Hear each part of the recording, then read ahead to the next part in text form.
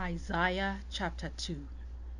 The word that Isaiah the son of Amoz saw concerning Judah and Jerusalem. Now it shall come to pass in the latter days, that the mountain of the Lord's house shall be established on the top of the mountains, and shall be exalted above the hills, and all nations shall flow to it. Many people shall come and say, Come and let us go up to the mountain of the Lord, to the house of the God of Jacob. He will teach us his ways, and we shall walk in his paths. For out of Zion shall go forth the law, and the word of the Lord from Jerusalem. He shall judge between the nations, and rebuke many people.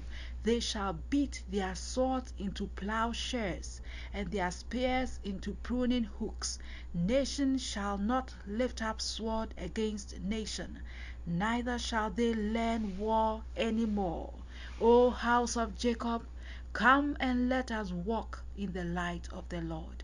For you have forsaken your people, the house of Jacob, because they are filled with eastern ways. They are soothsayers like the Philistines, and they are pleased with the children of foreigners. Their land is also full of silver and gold, and there is no end to their treasures. Their land is also full of horses, and there is no end to their chariots. Their land is also full of idols, and they worship the work of their own hands, that which their own fingers have made. People bow down, and each man humbles himself. Therefore do not forgive them.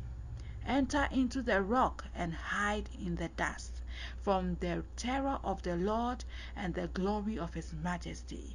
The lofty looks of man shall be humbled, the haughtiness of men shall be bowed down, and the Lord alone shall be exalted in that day.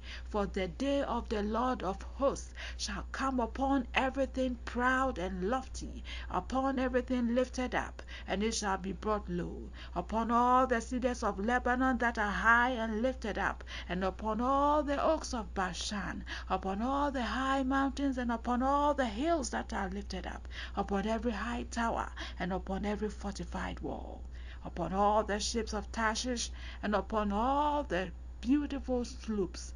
The loftiness of man shall be bowed down, and the haughtiness of men shall be brought low. The Lord alone will be exalted in that day. But the idols he shall utterly abolish. They shall go into the holes of the rocks and into the caves of the earth, from the terror of the Lord and the glory of his majesty, when he arises to shake the earth mightily. In that day a man will cast away his idols of silver and his idols of gold, which they made each for himself to worship, to the moles and bats, to go into the clefts of the rocks and into the cracks of the rugged rocks, from the terror of the Lord and the glory of his majesty, when he arises to shake the earth mightily. Sever yourselves from such a man, whose breath is in his nostrils, for of what account is he?